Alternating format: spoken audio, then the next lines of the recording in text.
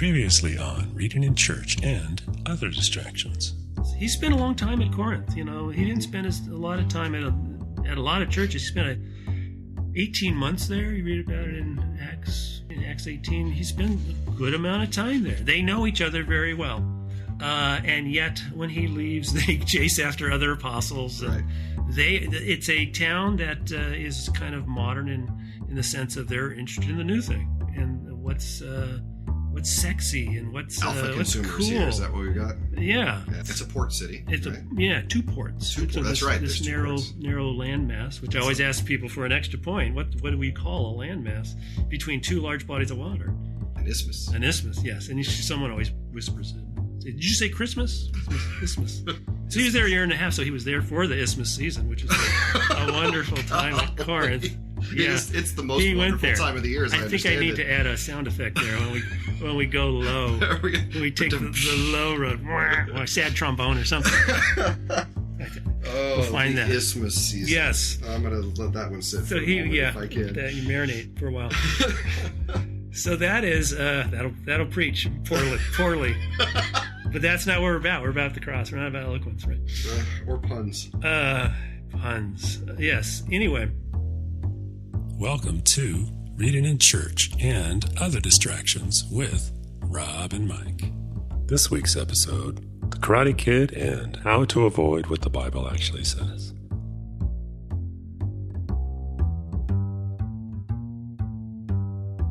Well, welcome back to the podcast. I am Robert Wallace. And I am Michael McKeever. And we are on the fourth Sunday of Epiphany. So this is exciting. We're moving right along. We are. It's in order. In a particular order. Yes. It's as prescribed. Yes. So this is a big week. I was looking at these scriptures, and I'm concerned today's podcast could last for several hours. We'll have to rein each other in. Yeah, we think. We've done a poor job of that to this point. So we'll have to... Yeah, we'll have to do that. So, we want to start with the text? Or, sure. Micah? Do you know a joke? Or we'll start with the text? Let's see. I thought I had a joke. I can't think of it. I don't have any fake mail. I got to get some fake We do. We're going to have to get questions. some fake emails or real emails and questions. I did get one question from that. Oh. I mean, we did have the individuals who thought that we'd created the character of Mark that first week. And yes. Yeah. So not very believable. That's a completely unbelievable character. No, that's actually our colleague. That's the one we work with. He's really him. So he's like that all the time, actually. Mm-hmm. So. He has a couple different gears. We heard, we heard Manic Mark. We did. We heard Secret Mark. Mm-hmm. We heard Professor Mark. Yeah, we did hear Professor Mark. Yeah, so he was a big fan. Yeah, I think that's the gears. We had some questions this week. We almost thought about bringing him back and then thought better of it. Yeah, almost a minute ago. Nope. That was good. Nope. All right, let me read Micah. Okay, we start with Micah. 6:1-8. Mm-hmm. Great text. Be careful with your pronunciations. We want to keep this family friendly. There are some Old Testament locations here which can get a pastor in trouble. I haven't even thought about that. So now I'm going to. You'll find them. Those are all long eyes I'm seeing. Yes, okay. I would. Yes. Yeah, or an emphasis on the last syllable. Okay. Micah 6:1-8. Mm-hmm. Hear what the Lord says. Rise, plead your case before the mountains, and let the hills hear your voice. Hear, you mountains, the controversy of the Lord and you enduring foundations of the earth. For the Lord has a controversy with his people, and he will contend with Israel. O my people, what have I done to you? In what have I wearied you? Answer me. For I brought you up from the land of Egypt and redeemed you from the house of slavery, and I sent before you Moses and Aaron and Miriam.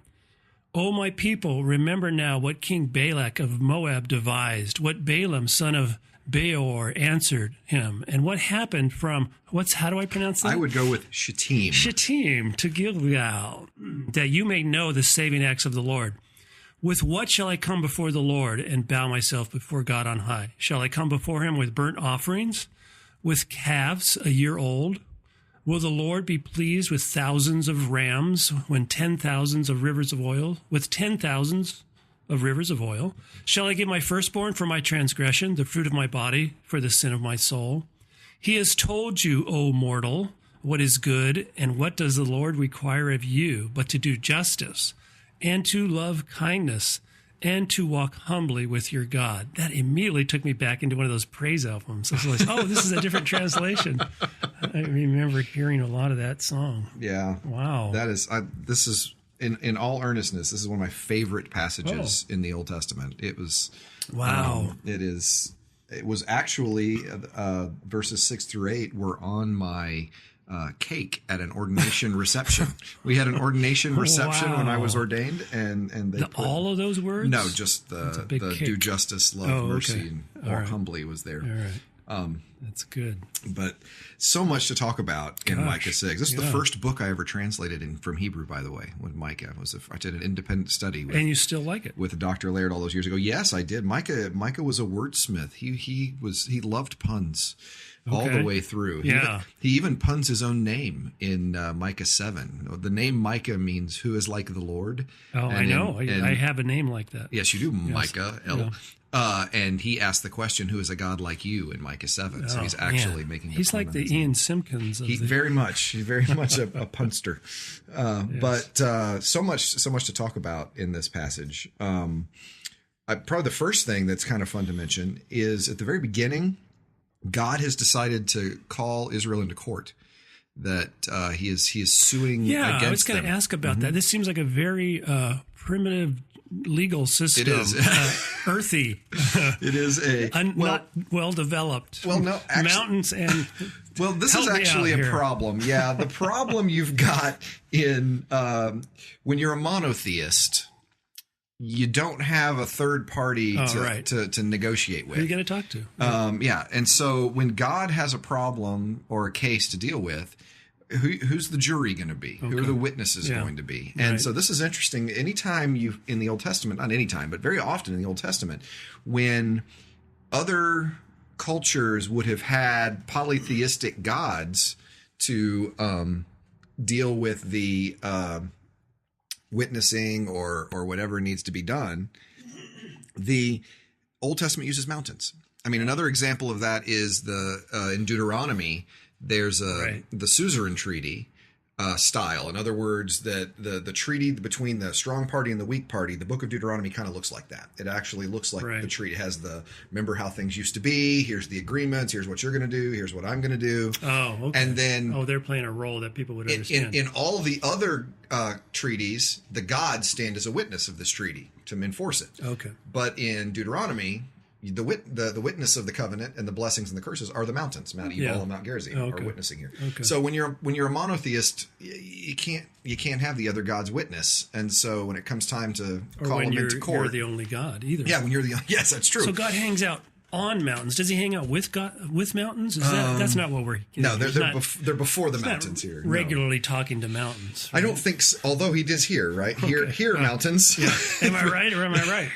This mountain knows what I'm talking about over here. Yeah. This one's got it. I don't think that's can't extrapolate from. I'm not going to go that far now. Okay, but you guys got this problem with what have I done? Could you give me my let's see if I can list my sins. I brought you out of Egypt, gave you strong leadership, protected you from cursing. Is that the reason you've rejected me? Sounds Jewish. Is that the reason that you?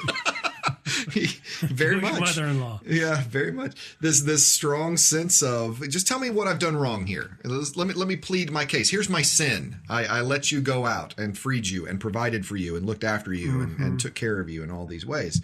Wow. And so very, very frustrated. God is very frustrated with Israel. The prophets. I sensed that. Yeah. Yes. Again. Here he's done all these things, and Micah. You want to talk about timely? Micah's big frustrations, particularly earlier in the book, with this, judges who give you any decision you want, provided that you've got money. Prophets that will speak whatever word from God you want, provided you have money. Priests who will give you the absolution you want, provided you have money. The corruption of the system that he's put into place so strongly that by chapter 3, it's plowed like a field. And Jerusalem has been destroyed, and the mountain is flat now.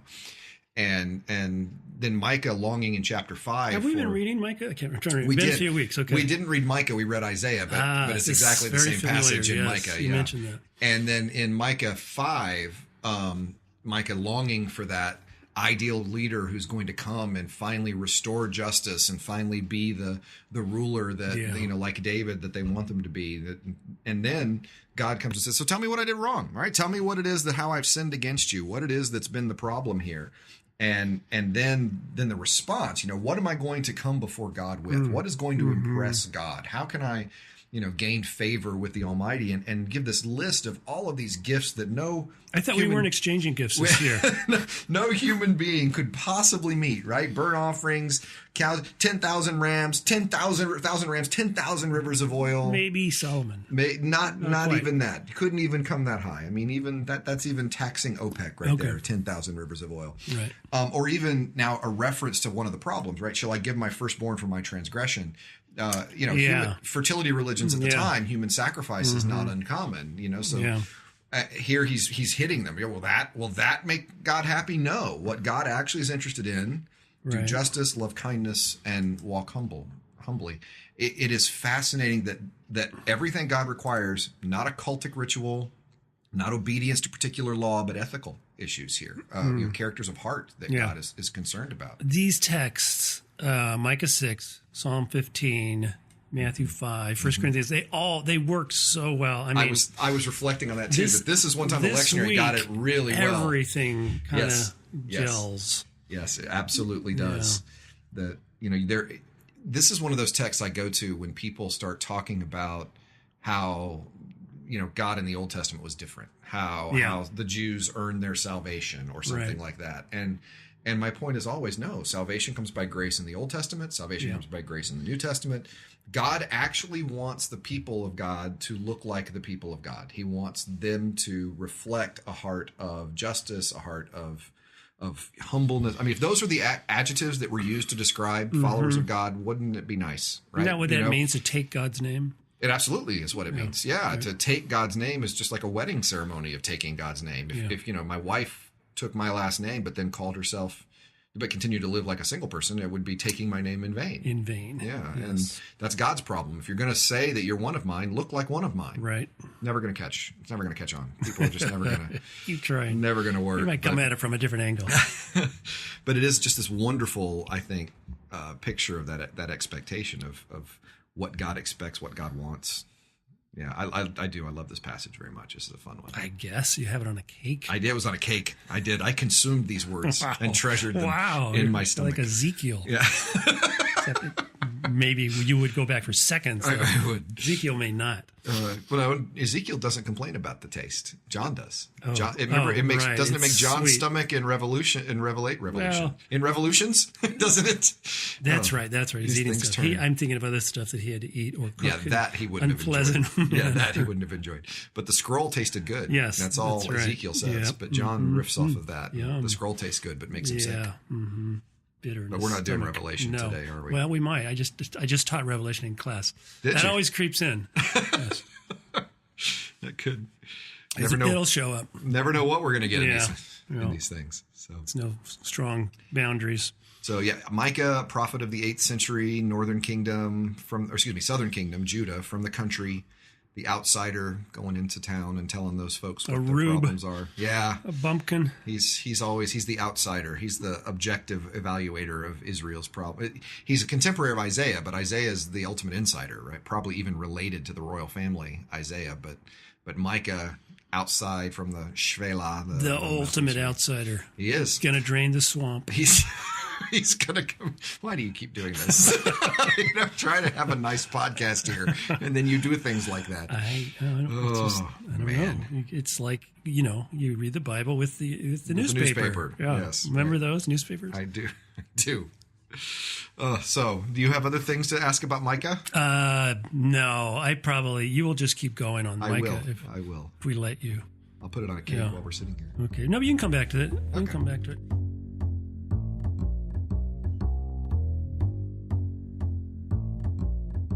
Psalm 15, 1 through 5. Is that all of Psalm 15?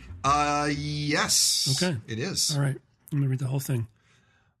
O Lord, who may abide in your tent? Who may dwell on your holy hill?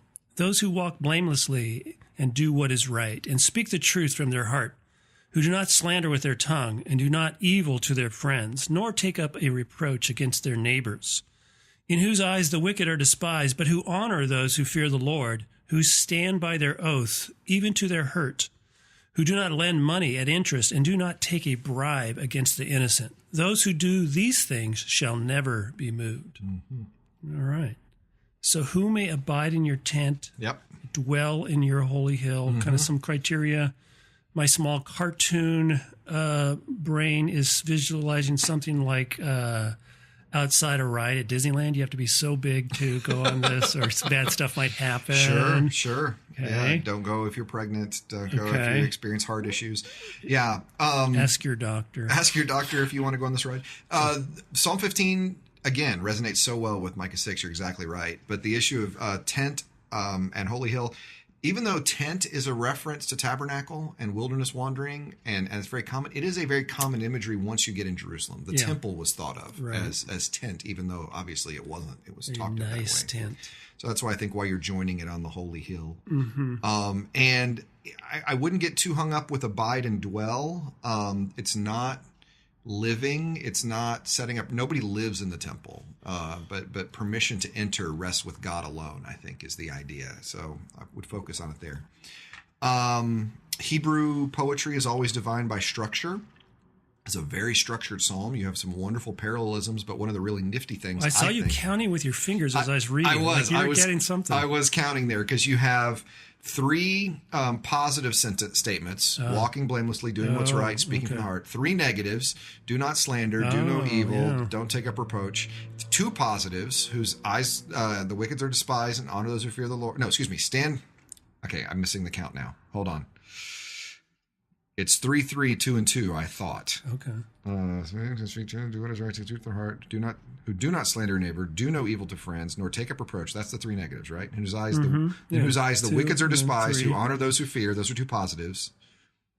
3 positives. I wonder how this translation works. Who do not lend money at interest, do not take a bribe. That's 2 negatives. Could be. It is a. So this is New Revised Standard, isn't it? So yeah, I wonder how this breaks out. But obviously you've got some patterns in the way we're saying these things as they put them together. Yeah, I definitely see the parallelism 2 and 3. Right, which is kind of neat. Also, to speak sort of canonically here. And I want to point out that earlier in the podcast, we would have been pounding my desk. Yes. Instead of just counting on our fingers and making lots of noise, and you would hear it on the podcast. Yes, this is true. You would, but it's a learning curve. We try not to bang anymore. We try to keep our hands to ourselves. Yes. The speak truth from the heart at the end of verse 2 is interesting when considered what the first verse of chapter 4 of Psalm 14 is, which Psalm 14 is the fool says in his heart, there is no God. So in Psalm 14, you've got the fool who's proceeding from his decision making as though God doesn't exist, not necessarily saying out loud, not being an atheist out loud, but with all of the choices he makes out of his heart, because that's where you make choices in the Hebrew mind, right? That's the heart is the seat of decision making, and so your emotions were located somewhat lower. I was going to say don't go there, but okay. Somewhat, which just makes a lot more sense because it's where you feel your emotions very often. But the fool says there's no God in the way in which he makes his decision, as opposed to verse 15, Psalm 15, where the good person, the one who can abide with God, is speaking truth from the heart. From his decision making comes truth in the way in which he lives and what he does, and doesn't slander and see. That sense of reproach doesn't take up reproach. It's even harsher. I don't know if we have a harsh enough word in English for. I mean, it's a slander that would bring social outcast to your neighbor.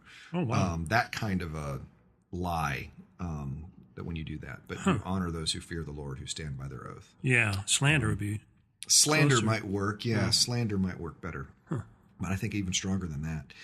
And once again, remarkably for the Old Testament, no cultic requirements to get in the temple. Oh, yeah. I mean, when you think about appearing before, I don't know, if you going to the boss's office, you want to wear your tie, you want to be groomed well, we have more cultic requirements to be in the presence of people in authority. And yet here, how do you go into God's house? All ethical requirements.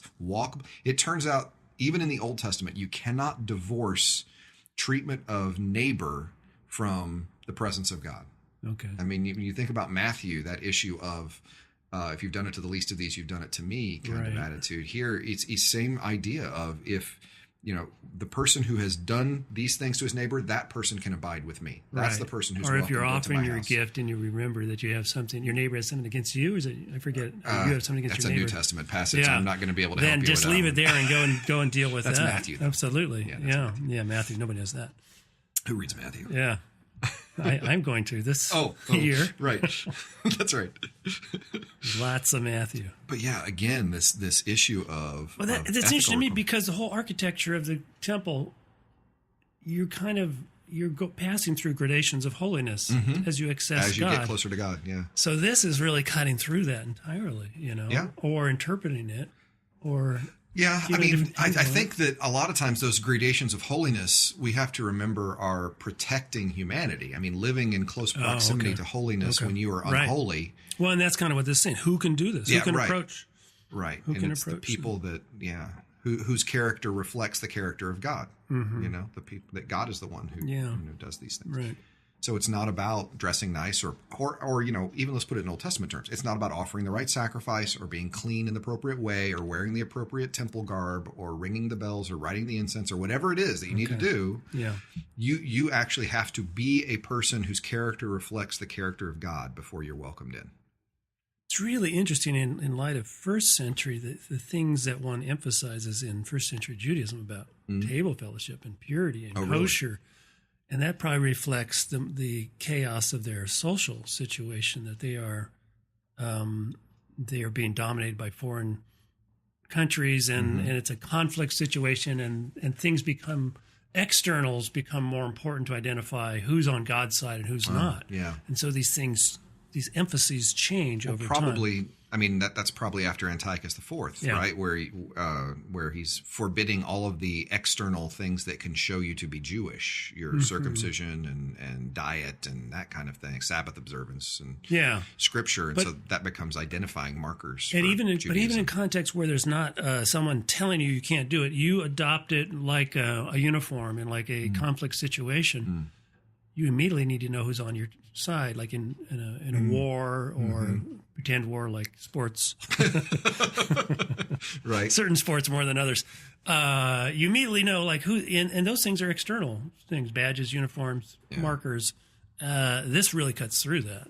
It gets to the heart of the matter, as was Jesus, as Jesus was doing, and Paul. When things drift and the focus becomes, on externals, on the form. Realize why those things emerge and why those things get emphasized, but occasionally you need a reboot, a reclarification of like really what is the issue here? What's at the heart of the matter? It's funny because people have for years said, well, this is and by heart I mean bells, right? Right. People said Psalm 15 is like a welcome, how you would get into the temple psalm, right? It's something, but nobody knows how it's used. I mean, all these scholars, well, maybe it's used in an enthronement festival, maybe it's used in inaugurate, maybe it's used in this way. But it is always, I mean, it's so reminiscent of the prophets in the way in which they're talking about, what you need to do. Like the one we just read. Like the one Micah, we read. Or instance. As you were talking, I was thinking about Amos 5, where he's talking so much about this is, I don't like your sacrifices. I mean, you've got all of the form right. You're bringing the sacrifices, you're observing the holidays, you're observing these things, but your sacrifices stink because they don't come from a heart of justice. It doesn't come from this kind of person who's blameless and does what's right and speaks truth and doesn't slander and actually has regard for neighbor. Yeah, this is a beautiful psalm. It really is. And more appreciative of that. That person's not going to be moved or shaken. There's probably a better translation there. You're not going to be. That person can be steadfast at the end. Yeah. Interesting. So good. Yeah, this is a short list of important things. That's yes. I love that sort of thing, Yeah. We always want it to be special and hard, don't we? I mean, we want to, so we need to do this and then followed by that. And God's like, no, you just, you actually need to look like, you actually look like my people. Then we're cool. Yeah. Go read Micah or Amos or Psalm 15. Yeah, right. Let me explain it to you simply. I think it was Eugene Peterson was talking about this, about these people saying, "Oh, I want to know the secrets of God, and I want to know God more." It says, "You want to know the secrets of God? You love your neighbor, you love your wife, you respect your kids, you show these, welcome." He was like, "No, I want to. No, that's it. That's the secret. The secret is to actually live a life that looks like God, right? To have those characters. That's the deep secrets of God."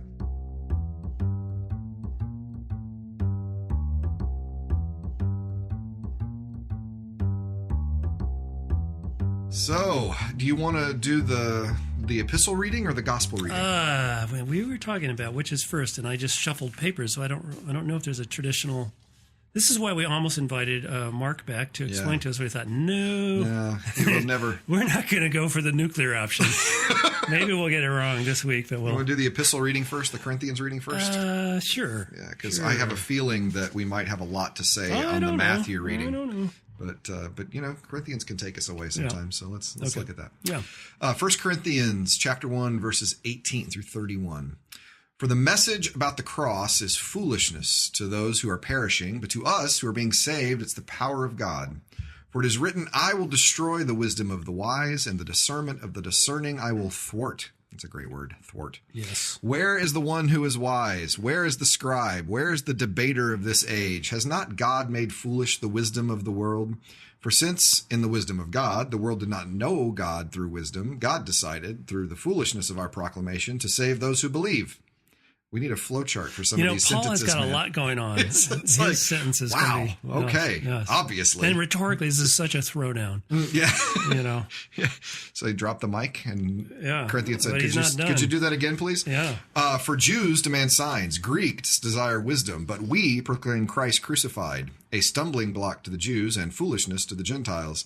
But to those who are called both Jew and Greek, Christ, the power of God and the wisdom of God. For God's foolishness is wiser than human wisdom. God's weakness is stronger than human strength. Consider your own call, brothers and sisters. Not many of you were wise by human standards. Wow, that's not nice. No. Not many were powerful, not many of noble birth. But God chose what is foolish in the world to shame the wise. God chose what is weak in the world to shame the strong. God chose what is low and despised in the world, things that are not, to reduce things that are not. That's what he meant. Just things that are not. Mm-hmm. Things that are not, to reduce to nothing things that are. Yeah. That's clever. That's clever. It's the guy who says he's not rhetorically sophisticated. Yeah, he can't speak real well, obviously. Yeah. So that no one might boast in the presence of God. Whoop, that wasn't the end of the sentence, sorry.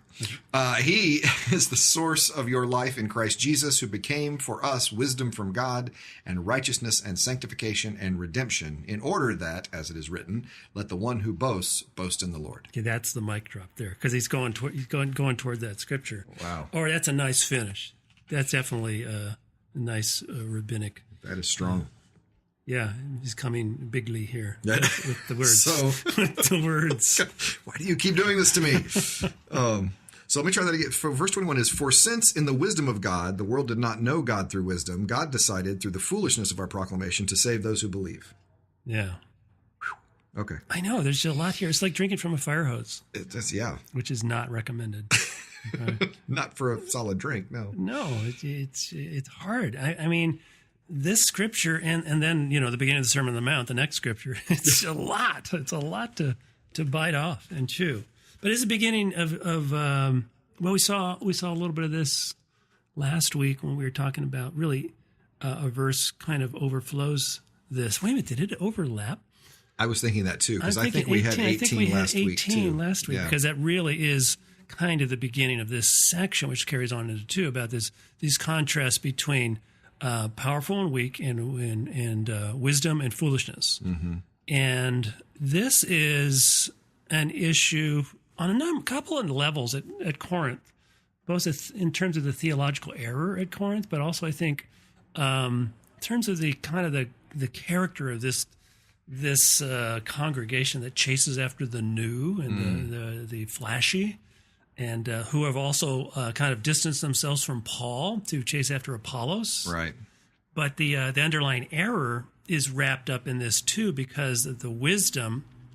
Sometimes people say Corinthians is about incipient Gnosticism, or the beginning of Gnosticism, which is salvation through revelation, this knowledge. That special knowledge. Yeah. Special knowledge that you get, the deep things of God. Right. Well, maybe we're not so far away from that.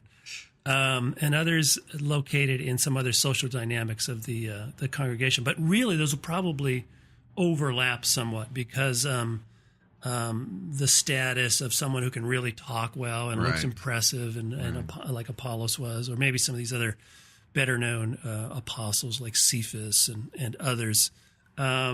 Cephas being Peter. Peter. Why does he call him Cephas? I don't know. That's an interesting question.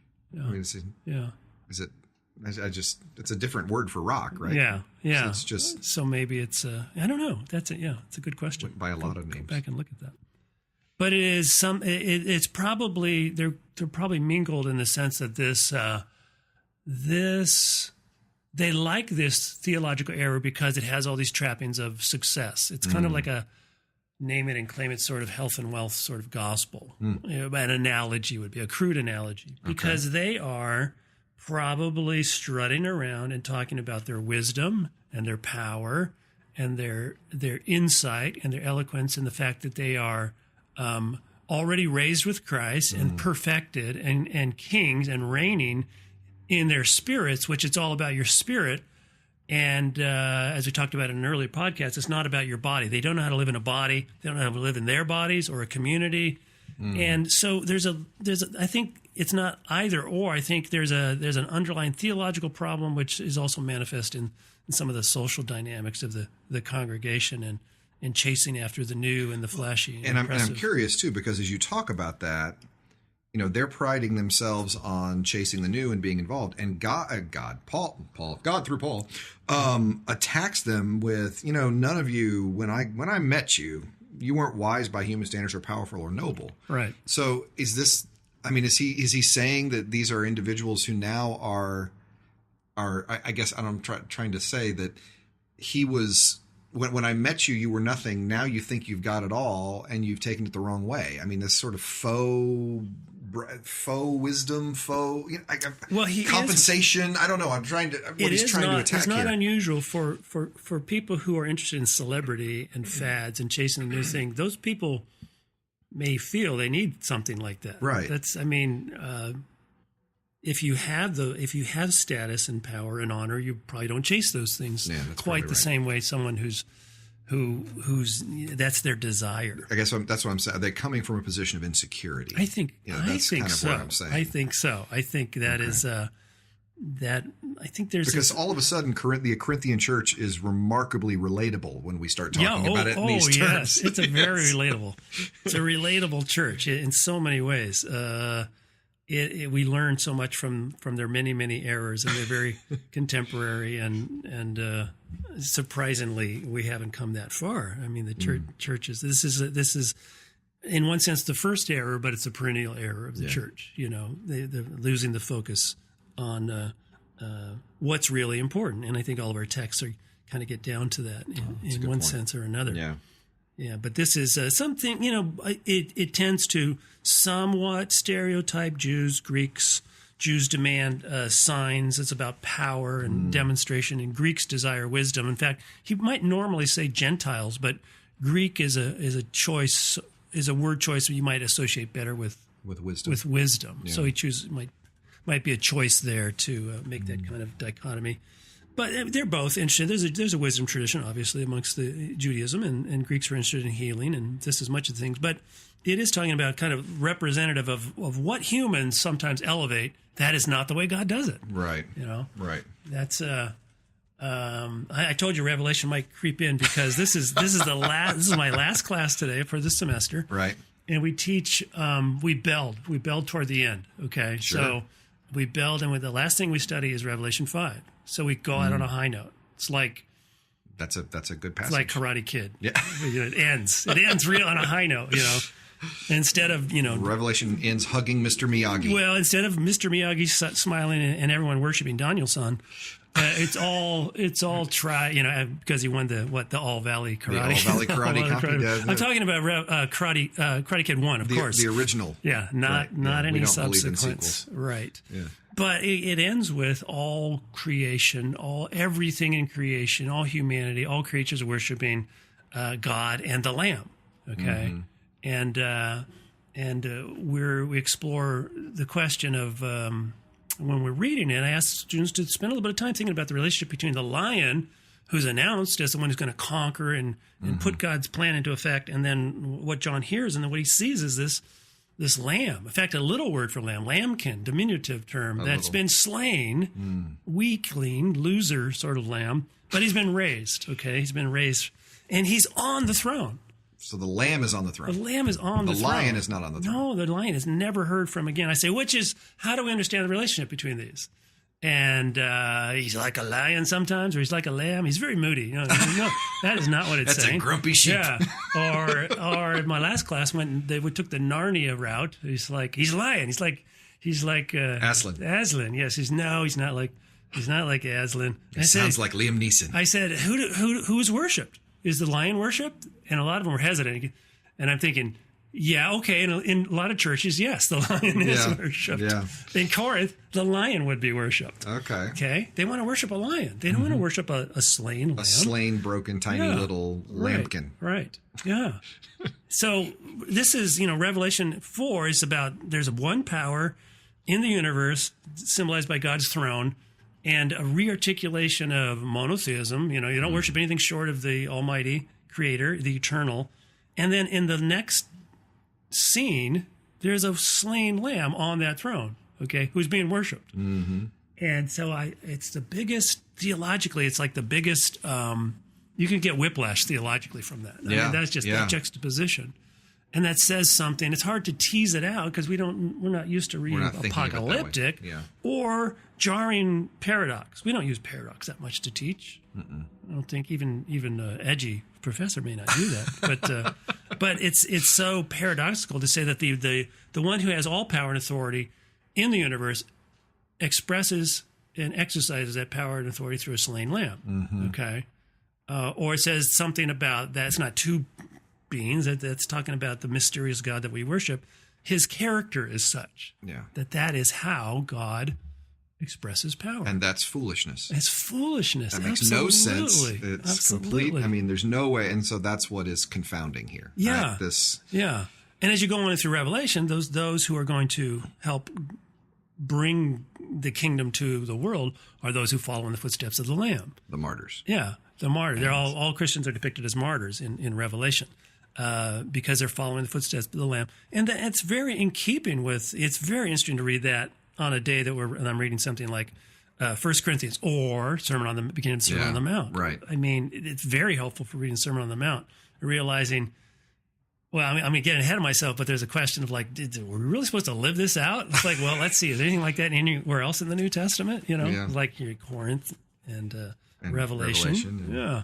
So Paul is one who's boasting in his weakness throughout both 1st and 2nd Corinthians, because he knows that is the key to the reality of the God that we worship, and so going against the current of the world and how that creeps into our theology and our churches and our practice and our fellowship, right? So the way in which we syncretize, the way in which we so quickly take that which culture says is valuable and that which culture says is important, and just syncretize that with faith to create this. I mean, I think about what Micah was doing. Should I give my firstborn, the fruit of my body, for the sin of my soul? Directly attacking what people thought. There were those who thought that's exactly what God wanted. Yeah, they had so that would combined, be like the ultimate. Right. They so combined Canaanite worship with Israelite worship that they actually believed. I mean, I even think back to even earlier than Micah, but say 400 years. Go back to Jephthah in the book of Judges, where he offers his a daughter as thinking that's what God. I made a promise that I'd sacrifice who came out of my tent. It was my daughter. So this notion, and see, Jephthah's mother was likely a Canaanite prostitute. His father was an Israelite, and so he was literally the incarnation of syncretism. Oh, I didn't realize. And he ends up offering the fruit of his body for this gift from God. People so combine this faith with, in the case of Corinth, the value of wisdom and what looks strong and what looks smart and what looks, well, that must be the same thing. Yep. And I mean, how quickly people, join faith to political party, faith to economic system, faith to money. And, well, this must be what God wants because it makes me more cash. Right. And the reality that, no, actually, some things that look foolish, that make absolutely no sense. That's actually, the faith is unreasonable. Yes. At times. It does not conform to reason in any way. It's not just like you're being unreasonable. You're acting like a fool. You're talking like a fool. Yeah, there's no way that makes sense. Yeah, right. Yeah. We'll have to remember that when we begin to read the Sermon on the Mount. Oh, it's foolishness. There's lots of ways not to hear it. Lots of ways to that doesn't mean what it that can't possibly mean that. Usually where most people start. That's not. Yeah. So he doesn't just go around the wisdom of this world. He completely subverts it. Okay. He takes it head on. Here. Yeah, he does. I mean, Paul is like, let me explain this to you clearly. He's what you think is of no value. Yeah. That is the essence. That is the means. That is the agency through which God accomplishes his purposes. And so I will boast in that. Let the one who boasts boast in the Lord. That's a very interesting. I don't know what that text is. I don't know how. I was just about to ask you what that text was, so I'm glad. So I'm sure it's not exact. It's not talking about that. He's taken this out of context, but it's a very interesting way to use that text and to illustrate the context and the crises at Corinth. They're boasting in all kinds of other things. Yeah, boasting in wisdom, boasting in their spiritual gifts, boasting in their freedom. And actually, boast in God's craziness. It's really interesting to think about Paul, who doesn't have the leisure to go and think this stuff through, like in a library somewhere. He's theologizing, his pastoral theology. Yeah. And there's a lot of occasion for doing theologizing at Corinth because there's all kinds of pastoral issues.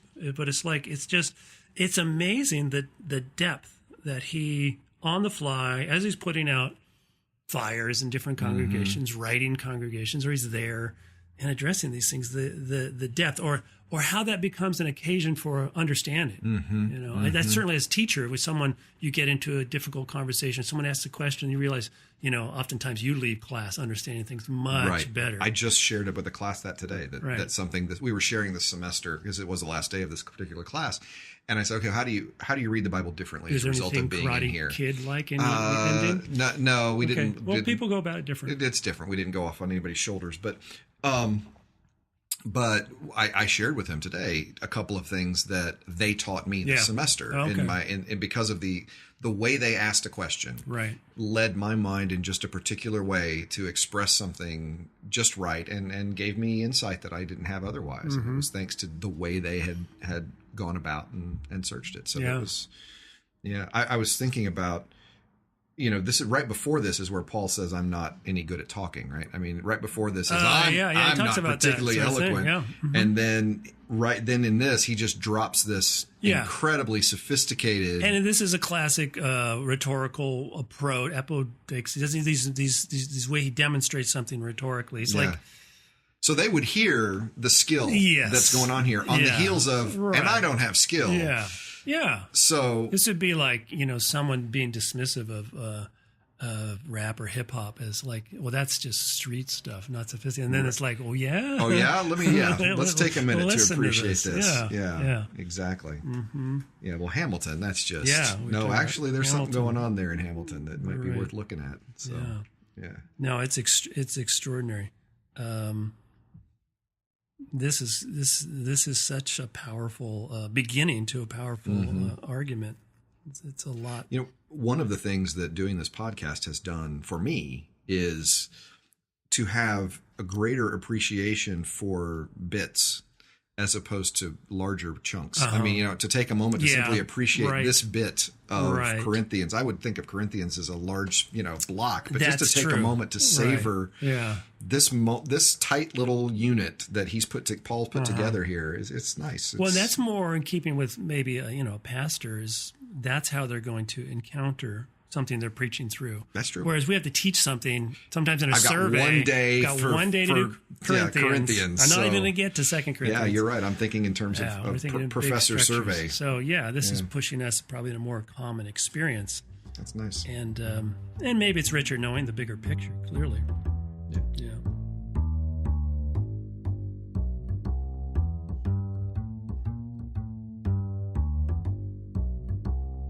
Well, you ready for I think so. Cue the passage. bass. Speaking about not knowing things. Matthew chapter 5, verses 1 through 12. When Jesus saw the crowds, he went up the mountain, and after he sat down, his disciples came to him. Then he began to speak and taught them, saying, Blessed are the poor in spirit, for theirs is the kingdom of heaven. Blessed are those who mourn, for they will be comforted. Blessed are the meek, for they will inherit the earth. Blessed are those who hunger and thirst for righteousness, for they will be filled. Blessed are the merciful, for they will receive mercy. Blessed are the pure in heart, for they will see God. Blessed are the peacemakers, for they will be called the children of God. Did you say cheesemakers? He did not. He said, if you weren't listening, if you were on the edge of the crowd, you might have heard that. But peacemakers. Blessed are those who are persecuted for righteousness' sake, for theirs is the kingdom of heaven. Blessed are you when people revile you and persecute you and utter all kinds of evil against you falsely on my account.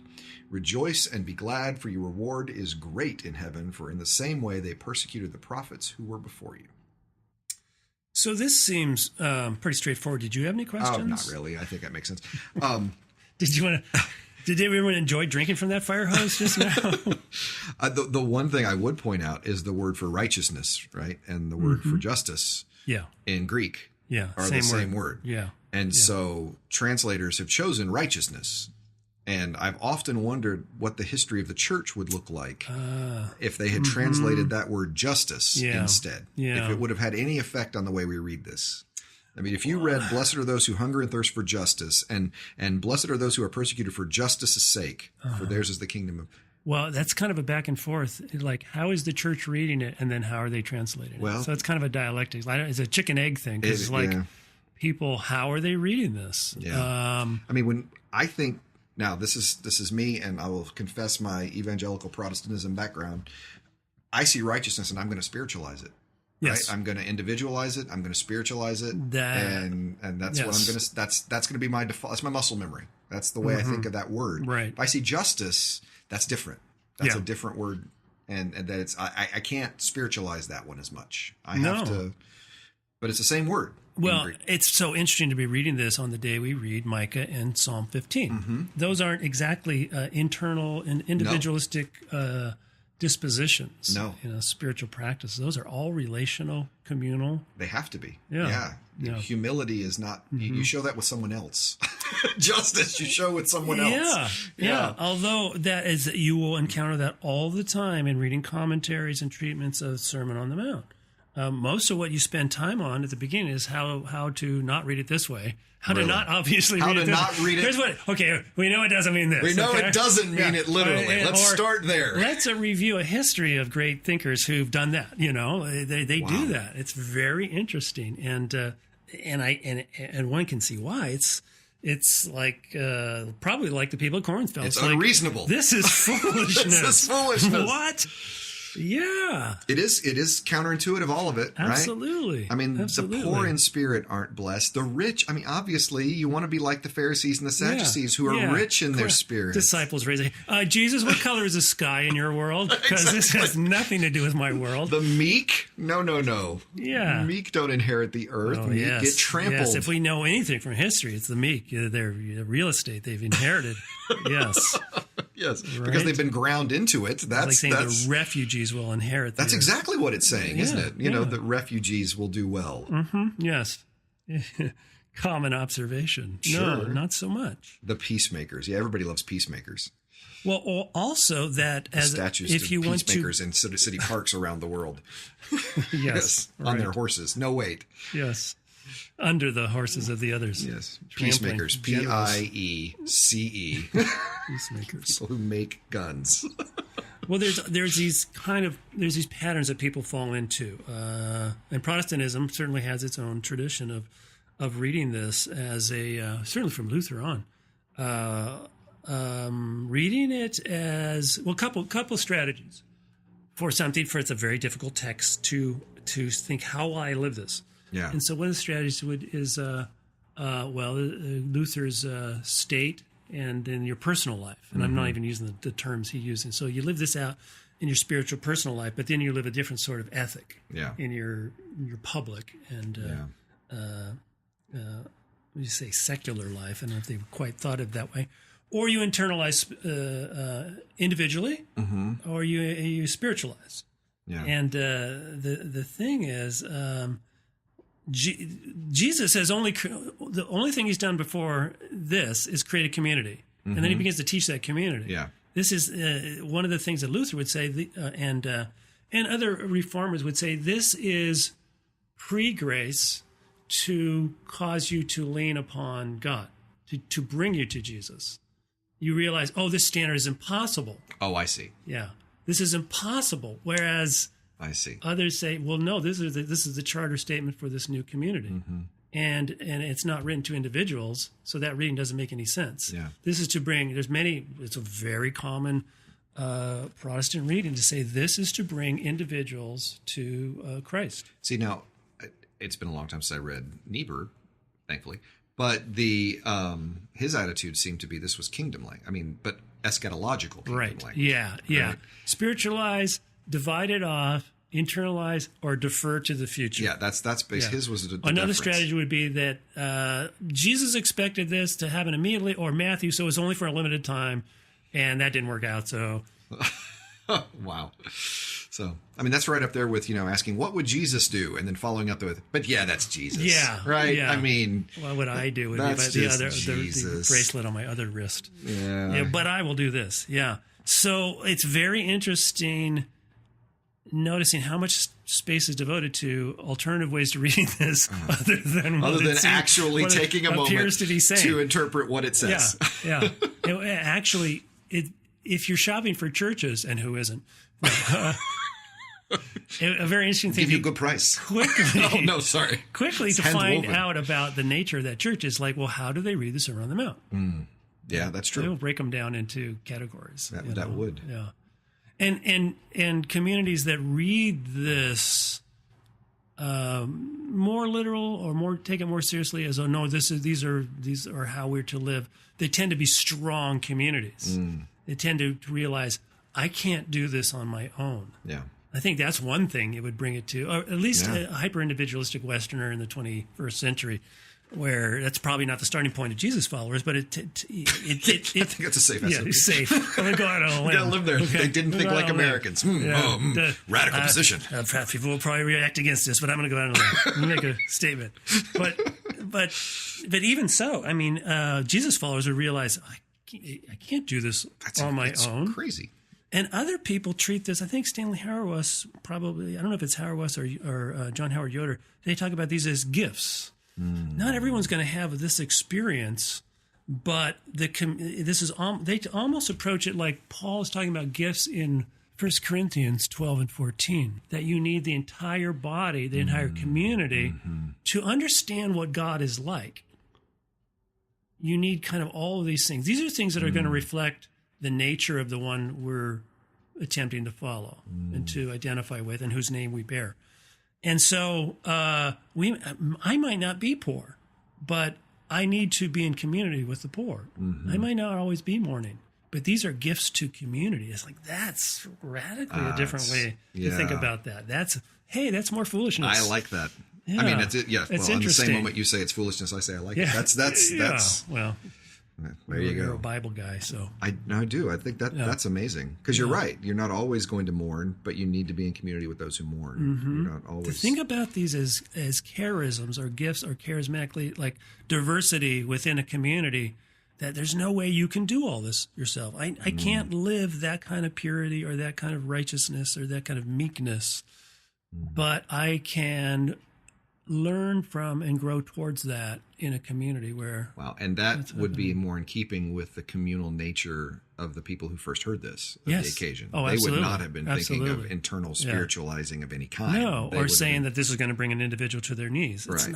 It's not written to individuals. It's written to communities. Now, a lot of people spend time on that first verse, like, what does that mean? Jesus saw the crowd. What's the difference between the crowds and the disciples? When Jesus saw the crowds, he went up to the mountain. I had never thought about this. He went up to the mountain, and of course, there's 5 long sermons in Matthew, which makes him like the new lawgiver, the 5 books of Moses. Right. But after he sat down, his disciples came up to him. So there's some sort of nuance between the people who are following and the disciples. Not as though the crowds couldn't hear it, but the disciples went up closer to Jesus. And maybe So there's then some who's connotations of... I mean, that's the question. He taught them, right? Yeah. So the question is, who's them? And those them would be those who are responding would hopefully be those drawing near and those striving to know what this means. This blessed or happy are you, or it's hard to really capture. Some people say, I guess there's an Australian term, "good on you." Good on you. Who are doing this. It's not something we have an exact analogy to. Yeah, it's ashrei in Hebrew, the same word. It's happy, blessed. It's the same. Psalm 1 opens that way. Well, yeah. I was going to say, which is a Torah psalm, right? And you were in a paper recently where they talked about that. I was going to ask you if in that paper, we read a paper on Psalm 1 and 2. Oh, well, the reception history, yeah. No, that wasn't. Get into that? That wasn't talked about. But there's a lot of these terms, the meek and the poor. These are people who show up positively in the Psalms, right? Yes. Who are dependent upon God and who are talked about as blessed, right? And Luke also does that same thing. Yeah. And what's interesting is that people, when they contrast these two, they say Luke is more literal and this is more of an internal righteousness. More spiritual. So it's hard to get beyond that because you got scholars who read it that way. Yeah. It's like, no, if you follow Jesus, you might find yourself poor and mourning and meek and persecuted. And you said particularly in the Torah, those are people who God provides for, right? That's a sign of someone who is in a Torah, is in that community. They're looking after the refugee and the poor and the widow and the one who's come mourning. And I mean, you're taking care of those who can't, the orphan, the one who can't take care of themselves. That's classic benchmarks of Yahweh's community. That's right. This is what my people look like. Right. They are just, they are humble, they have mercy. This is, exactly. They are that kind of a community. If we know anything about the people of God, yes. Yeah, right.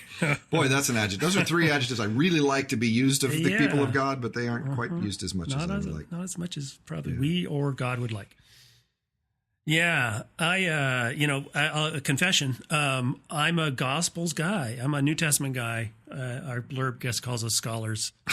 We didn't have to put that in quotes. No, on the internet. That was our marketer who wrote that. We didn't write that in the blurb. We are. I mean, we have PhDs in these areas, but we have specialties within it. You're a Psalms guy, and I'm a Gospels guy.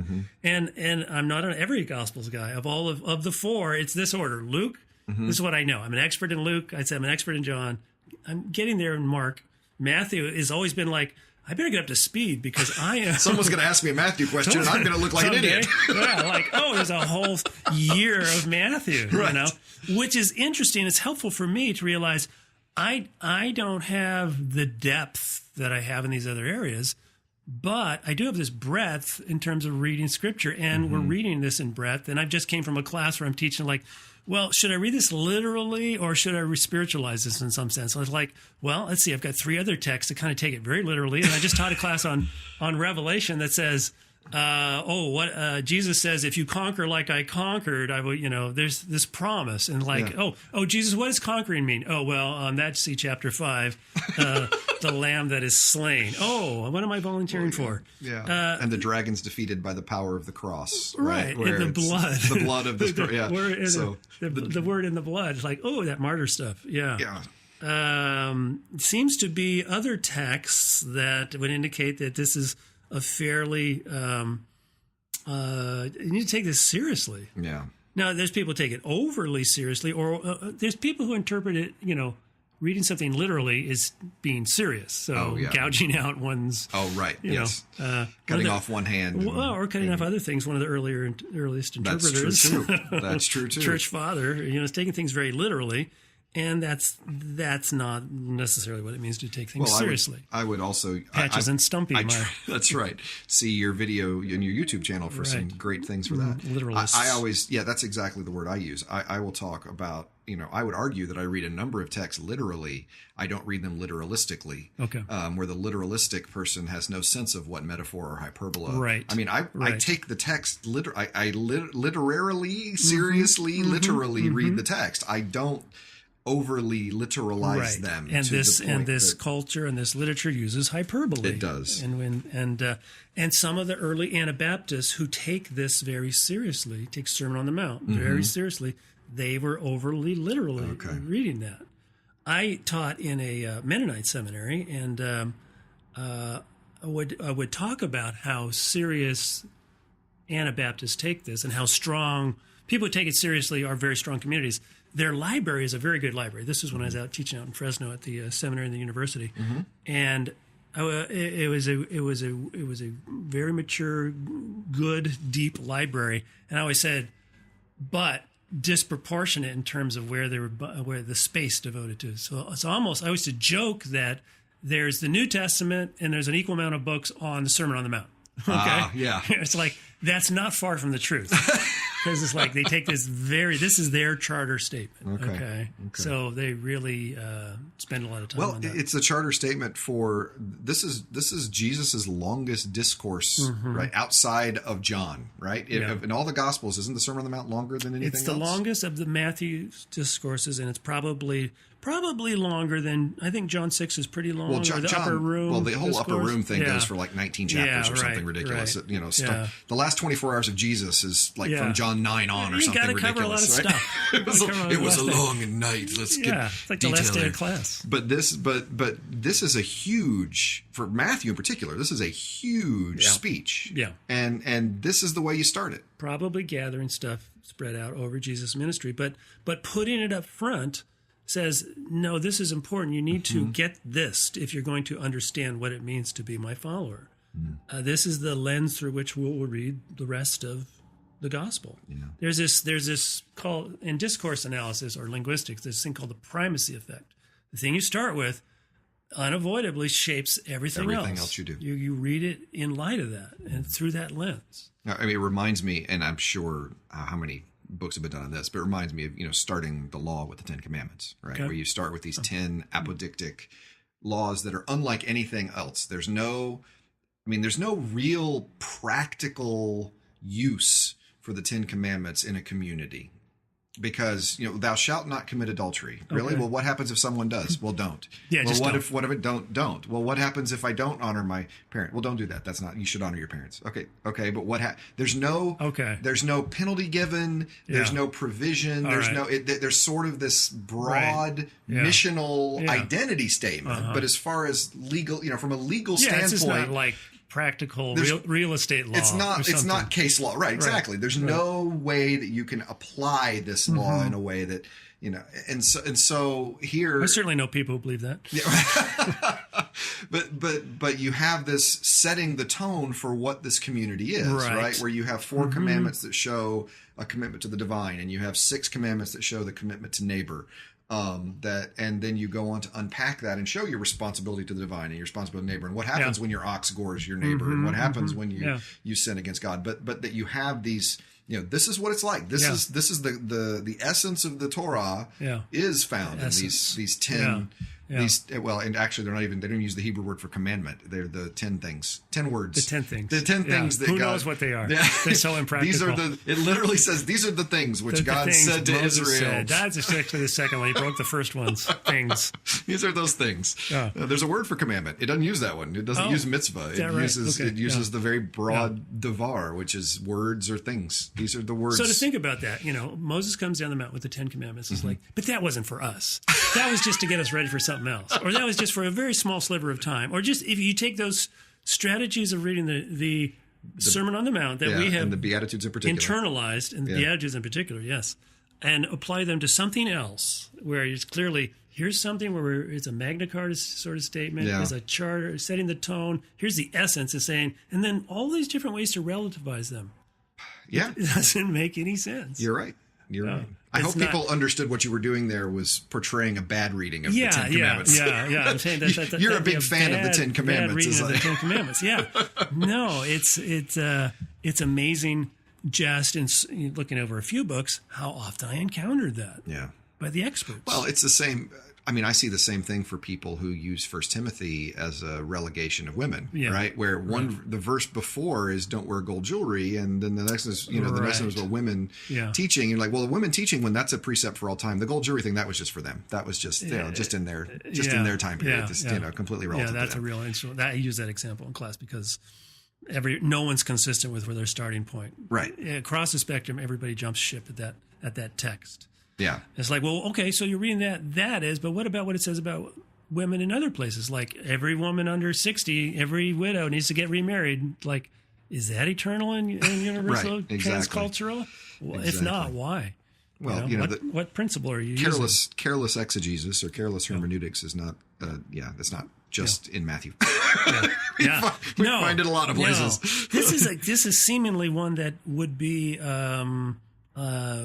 more reticent to read that way. Except when you look at the content and you go, "Oh man, I don't want to sign up for what I didn't sign up for that." Right. This is that John 6 moment, right? Where we're going to go away sad. If we have to take this seriously, the disciples are going to walk away sad because everyone leaves and Jesus and these guys are left and said, "You are those who stayed with me. Didn't I choose you?" It's like, well, no, actually, everyone else just left. Everyone left. We're all that's here. Ironic Johannine moment. Yeah, that, and I also love I've used the line, Peter's line a lot, when Jesus says, "Are you going to leave me also?" And Peter goes, "Where are we going to go?" Yeah. We just left I had a job. I left. Now what am I going to do? Remember the boats, the nets? Remember the nets? That? I don't have that job no more. I followed you. You're the one who has life. Yeah. So, where am I going to go? And he's telling them now what they're signed up for. It's like, yikes. This is a challenge. Well, and, going up the mountain, going further up the mountain is a dangerous thing, right? Yeah, Sinai. This is evoking Moses, and new giving the law of Sinai. Not everybody went up the mountain. That's exactly right. That's a dangerous territory. That is. Yeah, you might pay a price. They didn't even go near the mountain. Yeah. They did because... A few people did, but not... Yeah. Don't go near the mountain. You'll get... The presence of God's always a dangerous place. Mm-hmm. It's going to get you persecuted and all sorts of evil uttered against us. Yes. Falsely, but still. Yeah. But you get this other stuff. There's some other benefits. The kingdom.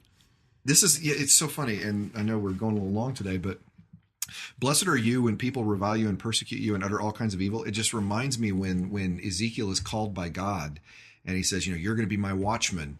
And he said, don't despair when there are scorpions or briars or people utter all kinds of looks against and terrible.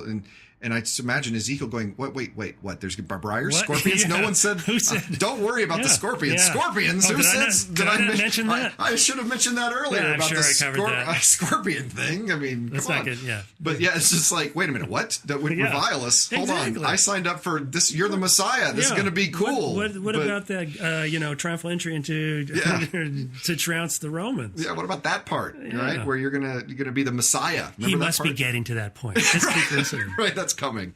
Yeah, that's at the beginning. Yeah, so this also reminds me, a few weeks ago we were talking about James, and it's like, this is why people say James sounds like Jesus. Yeah. Yeah, there's blessed are you and all, count all joy when you go through trials and tribulations. Yeah, that sounds like his brother. Yeah. Yes, because everyone loves that. Yeah. Counting it all joy. Yeah. Yeah. So this is, boy, you just want to just chew on this one for a while, don't you? It's a great text. Yeah. And terrible. When you do take it seriously, I love just thinking about it this week, thinking of these as gifts, and also how it drives you to community. Lean on community, because there's no way to pursue this in any other fashion. Well, goodness knows we could do better at community in our communities, without question. Great. Well, thanks so much for listening. We hope that you have found this helpful and have enjoyed it as much as we enjoy doing it. Thank you. We consider it a privilege. Blessings.